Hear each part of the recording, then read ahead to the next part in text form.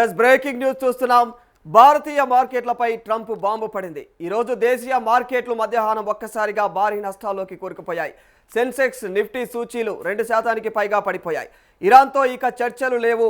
ఇక మరి కాల్పుల విరమణ ముగిసిందంటూ అమెరికా అధ్యక్షుడు డొనాల్డ్ ట్రంప్ చేసినటువంటి ఒక్క ప్రకటన ఇండియన్ మార్కెట్లను కుప్పకూలేలాగా చేసింది. ట్రంప్ ప్రకటన తర్వాత క్రూడ్ ఆయిల్ ధరల పెరుగుదల, ప్రపంచ మార్కెట్ల నుంచి ప్రతికూల సంకేతాలు, పశ్చిమాసియాలో మళ్ళీ తీవ్రమైనటువంటి ఉద్రిక్తతలు ఉంటాయన్నటువంటి అంచనాలు ఇన్వెస్టర్ల సెంటిమెంట్ దెబ్బతీశాయని మార్కెట్ వర్గాలు మాట్లాడుకుంటున్నాయి. దీంతో కీలక రంగాల్లో భారీగా అమ్మకాలు చేపట్టడంతో సూచీలు భారీగా నష్టాలను చవిచూశాయి.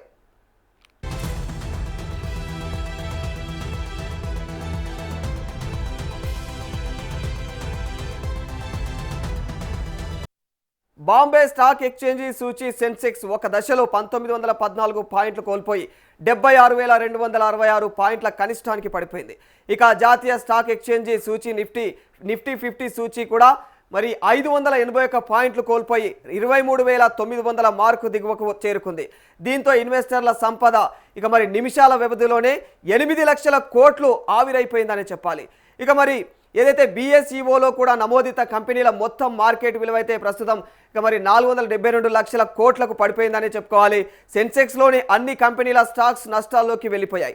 ఇక మరి హిందుస్థాన్ యూనిలివర్, మరి InterGlobe Aviation, Maruti Suzuki, Kotak Mahindra Bank, Bharat Electronics, Bharti Airtel వంటి స్టాక్స్ 4% వరకు కూడా నష్టపోయాయి.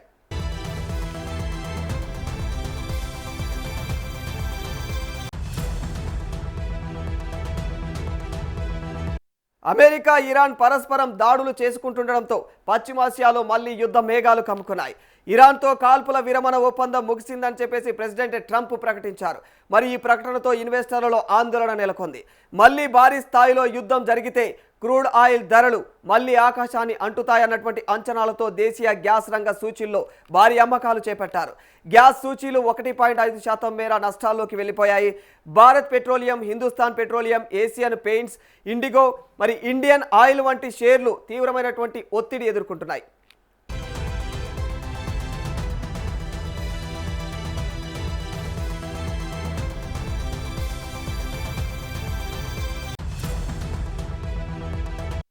ఈ ఉద్రిక్తతల నేపథ్యంలో అంతర్జాతీయ మార్కెట్లో బ్రెంట్ క్రూడ్ ఆయిల్ ధర $78.35 చేరింది.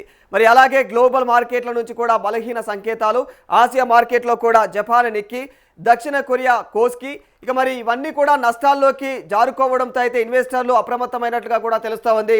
భారత కరెన్సీ రూపాయి విలువ సైతం మరింత పడిపోవడం కూడా మార్కెట్లపైన ప్రతికూల ప్రభావం చూపించింది.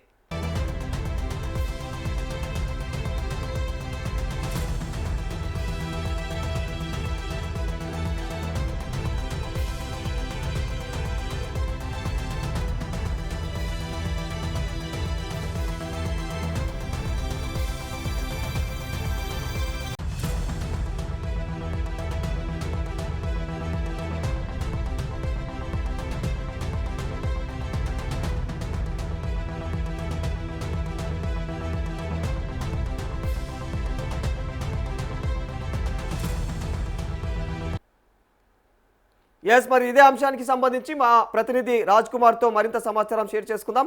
ఇక మరి రాజ్ కుమార్, ఏంటి పరిస్థితి? అంటే పశ్చిమాసియా ఉద్రిక్తతలు భారత్ పైన ఈ మేరకు ప్రభావం చూపుతాయా? అసలు ప్రస్తుతం ఏం జరుగుతోంది?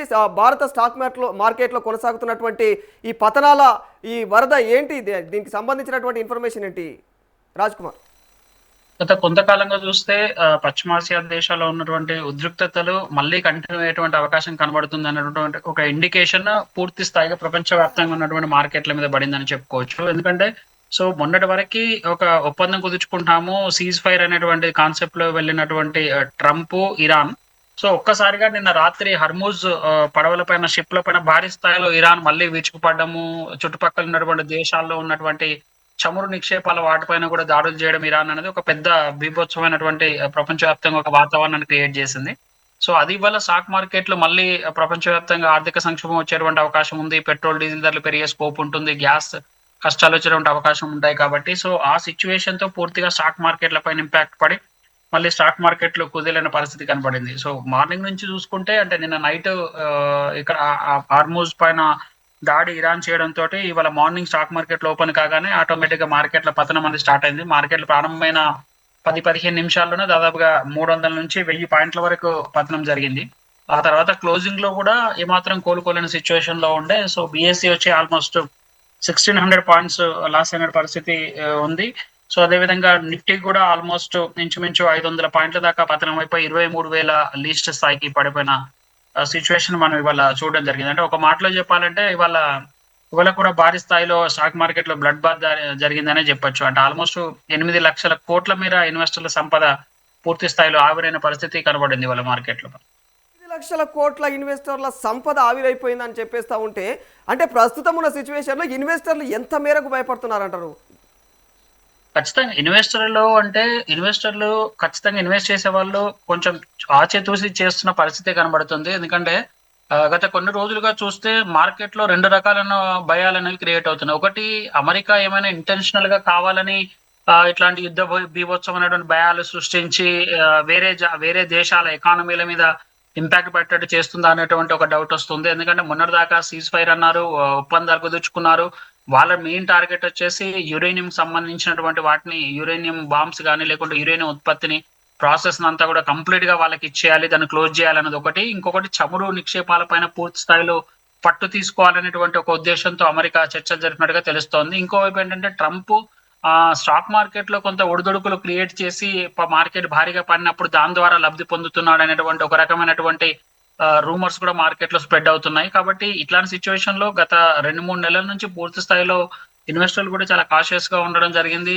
సో ఇక్కడ ఉన్నటువంటి ఎకానమీ పరంగా చూసినట్లయితే ఒకటి, ఇప్పుడు ప్రజెంట్ నాట్ ఓన్లీ పశ్చిమ ఆసియాలో ఉన్నటువంటి యుద్ధ మేఘాలు ఒకటే కాదు, ప్రపంచవ్యాప్తంగా ఎలినో సిచ్యువేషన్ కనబడుతుంది. అంటే కరువులు వచ్చేటువంటి అవకాశం కనబడుతుంది. ఒకవైపు వర్షాలు లేవు, వాతావరణంలో పెను మార్పులు సంభవించాయి. ఇదంతా కూడా ప్రపంచవ్యాప్తంగా ఒక రకమైనటువంటి ఆర్థిక సంక్షోభం వైపు పరుగులెడుతుంది అన్నటువంటి ఒక ఇండికేషన్ కూడా కనబడుతున్నటువంటి నేపథ్యంలో మార్కెట్లలో భారీ స్థాయిలో ఒడిదుడుకులు జరుగుతున్నాయి. నాట్ ఓన్లీ ఇండియన్ మార్కెట్, మిగతా ప్రపంచవ్యాప్తంగా ఉన్నటువంటి మార్కెట్లో కూడా ఇలాంటి సిచ్యువేషన్ కనబడుతోంది. కాబట్టి కొంత ఇన్వెస్టర్లు అంతా కూడా కాషియస్ గానే ఉన్నారు. ఏదైతే ఇన్వెస్ట్మెంట్ కి తగిన సెక్టార్ సంబంధించిన షేర్లు ఉంటాయో అట్లాంటి వాటిపైన ఇన్వెస్ట్ చేసినటువంటి పరిస్థితి కనబడుతుంది. బట్ ఇవాళ చూస్తే ఆల్మోస్ట్ అన్ని రంగాలకు సంబంధించిన సెక్టార్ షేర్లు, నాట్ ఓన్లీ ఆయిల్ కావచ్చు, ఫైనాన్షియల్ కానీ లేకుంటే ఇన్ఫ్రాస్ట్రక్చర్ కానీ, ఫార్మా కానీ, భారీ స్థాయిలో అన్ని సెక్టార్లకు సంబంధించినటువంటి షేర్లు కుప్పకూడడం జరిగింది. సో జియో ఫైనాన్షియల్ అత్యధికంగా దాదాపుగా 12% పడిపోయిన పరిస్థితి కనబడుతుంది. అదేవిధంగా ఇంటర్ గ్లోబ్ కానీ లేకుంటే ఇంటర్ గ్లోబ్ మీన్స్ ఇండిగో సంబంధించిన సంస్థ, ఫైనాన్షియల్ లో Shriram Finance, Maruti Suzuki, Hindustan Unilever షేర్లు కూడా భారీగా పడిపోయిన పరిస్థితి కనబడుతోంది. ఇక వాల్ స్ట్రీట్ కి సంబంధించినటువంటి ఫ్యూచర్ మార్కెట్స్ కూడా చెప్పుకున్నాం కదా, ఇండియానే కాదు అమెరికాకు సంబంధించినటువంటి మార్కెట్స్ కూడా నాస్డాక్ 1.5%, డోజోన్స్ 1.2%, ఎస్ఎన్పి దాదాపుగా 1 to 1.5% నష్టపోయిన పరిస్థితి కనబడుతుంది. ఐ థింక్ సిమిలర్ గా రేపు కూడా ఇలాంటి సిచ్యువేషన్ కనబడుతోంది. ఎందుకంటే ఇప్పుడు ప్రజెంట్ వస్తున్నటువంటి న్యూస్ ప్రకారం ఇరాన్ మళ్ళీ హర్మూజ్ కు సంబంధించినటువంటి కొన్ని షిప్స్ పైన అటాక్ చేసినట్టుగా కనబడుతోంది. సో దానికి సంబంధించినటువంటి రైట్ నౌ బ్రేకింగ్ న్యూస్ ఒకటి నడుస్తుంది. కువైట్ కి సంబంధించిన వాటిలలో కూడా బహ్రెయిన్ తర్వాత కువైట్ కి సంబంధించినటువంటి వాటిపైన కూడా ఇరాన్ భారీ స్థాయిలో స్ట్రైక్ చేసింది. కాబట్టి మోస్ట్ ప్రాబ్లీ రేపు కూడా ఇలాంటి సిచ్యువేషన్ మార్కెట్ లో కనబడేటువంటి అవకాశం ఉంటుంది. ప్రస్తుతం అంటే ఎక్కడ అంటే యుద్ధం అయితే సద్దుమణిగింది. కాకపోతే మరి దీని అంతటికి ఈ షేర్లు పతనానికి ప్రధాన కారణం పానిక్ అని అంటారా? ఖచ్చితంగా యుద్ధం ఆగిపోయిందని ప్రజెంట్ చెప్పలేము. ఎందుకంటే నిన్న నైట్ నుంచి మళ్ళీ స్టార్ట్ అయింది. సో ఆ న్యూసే ప్రధానంగా మార్కెట్ల వల్ల కొలాప్స్ అవడానికి కారణమవుతోంది. సో ఇంకోవైపు ట్రంప్ కూడా వార్నింగ్ ఇచ్చారు. ఏంటంటే అసలు ఇంకా ఇరాన్ తో చర్చలు ఉండే ప్రసక్తే లేదు, ఇరాన్ తో తాడోపేడో తేల్చుకుంటామని చెప్తున్నటువంటి పరిస్థితుల్లో సో ఉద్రిక్తలు అనేవి ఇంకా కొనసాగుతూనే కనబడుతోంది. సో మళ్ళీ క్రూడ్ ఆయిల్ ధర ఏమన్నా విపరీతంగా బగ్గుమనేటువంటి అవకాశం ఉందా అనేటువంటి క్వశ్చన్ మార్క్ వస్తుంది. అంటే ఇవాళ చూసుకుంటే ఆల్మోస్ట్ క్రూడ్ ఆయిల్ కూడా దాదాపుగా బ్రెంట్ క్రూడ్ 6% పెరిగి $78.56 చేరింది. అంటే మొన్నటితో పోల్చినట్లయితే ఇంధన బాస్కెట్ చాలా అంటే హైయెస్ట్ లో ఉండేది $100 వరకు కూడా రీచ్ అయిన పరిస్థితి ఉండే, అది కాస్త తగ్గింది అంటే ఈ సానుకూల చర్చల వల్ల. బట్ ఇప్పుడు మళ్ళీ ఒక్కసారి క్రూడ్ ఆయిల్ ధరలు యుద్ధ వాతావరణం నెలకొడంతో మళ్ళీ క్రూడ్ ఆయిల్ ధరలు దాదాపుగా 6% పెరిగిన పరిస్థితి కనబడుతోంది. అంటే మనం చూసాం చాలా వరకు జస్ట్ ఒక 1 వీక్ బ్యాకే మనకి ఇక్కడ ఏదైతే గ్యాస్ తర్వాత పెట్రోల్ డీజిల్ కి సంబంధించి కొన్ని వాహనాల రిజిస్ట్రేషన్లు ఆపారు, కొంతమంది హోటల్స్ కి లేదా వ్యాపార సముదాయాలకు సంబంధించినటువంటి గ్యాస్ ని మనం ఇక్కడ ఆపేయడం జరిగింది ఇండియాలో, అక్కడ ఉన్నటువంటి క్రైసిస్ వల్ల. ఆ తర్వాత కొంచెం సద్దుమణుగుతుంది అనుకునేటువంటి టైంలోనే మళ్ళీ ఇరాన్ యుద్ధానికి పురిగొల్పడం, హర్ముజ్ నుంచి వచ్చేటువంటి షిప్ల మీద దాడి చేయడంతో మళ్ళీ క్రూడ్ ఆయిల్ బగ్గుమనేటువంటి పరిస్థితి కనబడుతుంది. ఇది కామన్ మ్యాన్ అటు ఎక్కడో అమెరికా ఇరాన్ యుద్ధం చేస్తే అది ఇండియాలో ఉన్నటువంటి కామన్ మ్యాన్ మీద ఇంపాక్ట్ పడేటువంటి సిచ్యువేషన్కి వచ్చింది అంటే, సో ఇది నాట్ ఓన్లీ ఇండియా, ప్రపంచవ్యాప్తంగా కూడా ఇట్లాంటి సిచ్యువేషన్ ఉండేటువంటి అవకాశం ఉంటుంది. కాబట్టి కాస్త ఇన్వెస్టర్లు ఆచితూచి ఇన్వెస్ట్ చేయాల్సినటువంటి పరిస్థితి ఉంటుంది. లేదంటే మనకి నష్టపోయేటువంటి సిచ్యువేషన్ ఎక్కువ కనబడుతుంది. సో ఇప్పుడున్నటువంటి సిచ్యువేషన్ లో కొంత ఫార్మా రిలేటెడ్ సెక్టార్లు కొంత బెటర్ వేలో పెర్ఫార్మ్ చేసేటువంటి అవకాశం ఉంటుంది. కాబట్టి సో అట్లాంటి ఫార్మా రంగ షేర్ల పైన కాన్సన్ట్రేట్ చేయొచ్చు, లేదా కొంత ఐటీ మీద ఇన్వెస్ట్ చేయడానికి కొంత స్కోప్ అయితే ఉంది. వెరాజ్ ఫైనాన్షియల్ సంబంధించిన షేర్లు కుప్పగూలిపోయాయి వల్ల.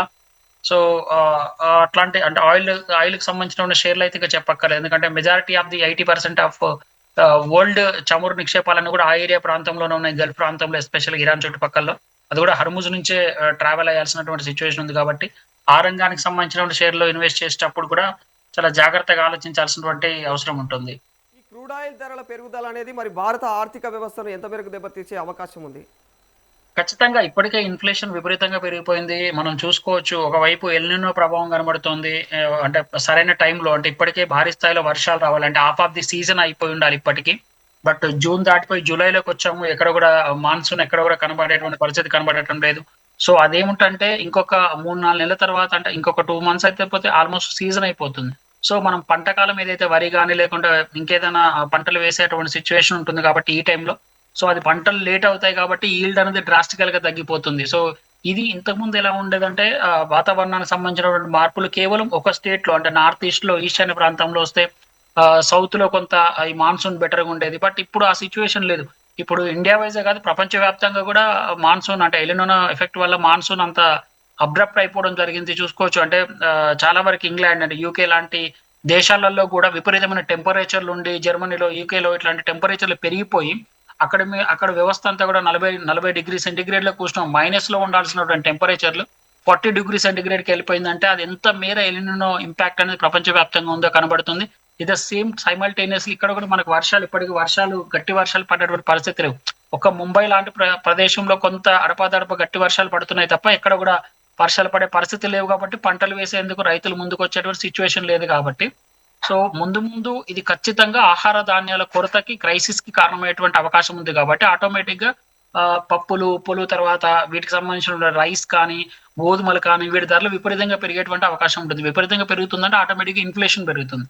సో ఇన్ఫ్లేషన్ పెరిగిందంటే ఇప్పుడు ₹50 పెట్టి కొనాల్సింది దాదాపుగా 100-200 పెట్టి కొనాల్సినటువంటి సిచ్యువేషన్ కనబడుతుంది. ఇప్పటికే మనం ప్రపంచవ్యాప్తంగా ఉన్నటువంటి యుద్ధాల వల్ల, అంటే మొన్న రష్యా ఉక్రెయిన్ యుద్ధం కావచ్చు, ఇది కంటిన్యూ అవుతూనే ఉంది ప్రపంచవ్యాప్తంగా ఏదో ఒక యుద్ధంతో. సో దానివల్ల ఇప్పటికే మనకు నూనె, అంటే మనం ఇంపోర్ట్ చేసుకునే వాటిలలో నూనెలు ఉంటాయి, వంట నూనెలు. ఒకప్పుడు లీటర్ ₹60-70 ఉండేటువంటి వంట నూనె ఇప్పుడు వచ్చేసి ₹200 లీటర్ వెళ్ళినటువంటి పరిస్థితి కనబడుతుంది.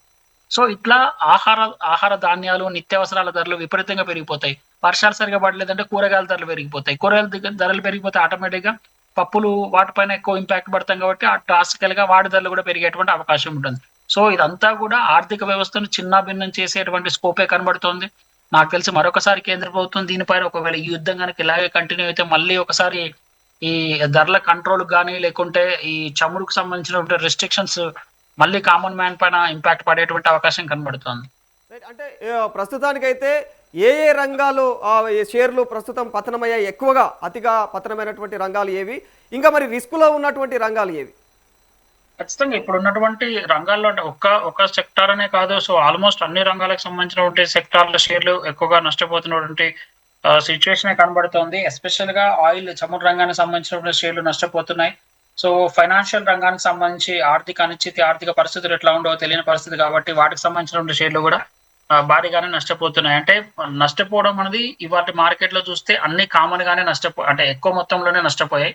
సో ఒకటి పాయింట్ అలా ఇలా కావచ్చు కానీ, బట్ ఫ్యూచరిస్టిక్ కూడా ఈ షేర్లు ఈ సెక్టార్ వైజ్ చూస్తే ఇదే నష్టాలు కంటిన్యూ అయ్యేటువంటి అవకాశం కనబడుతోంది. బట్ ఇన్వెస్టర్లు మాత్రం కొంత ఫార్మా రిలేటెడ్ సెక్టార్ల పైన ఎక్కువగా ఇన్వెస్ట్ చేస్తే కొంత బెటర్ గా ఉండేటువంటి అవకాశం ఉంది. అంటే మెడిసిన్స్ అనేవి కామన్ గా అందరికి అవసరం ఉంటాయి కాబట్టి ఎట్లాంటి సిచ్యువేషన్స్ ఉన్నా కూడా సో అట్లాంటి వాటిపైన కొంత కమోడిటీకి సంబంధించినటువంటి వాటిపైన కూడా ఇన్వెస్ట్ చేస్తే బెటర్గా ఉండేటువంటి అవకాశం ఉంటుంది.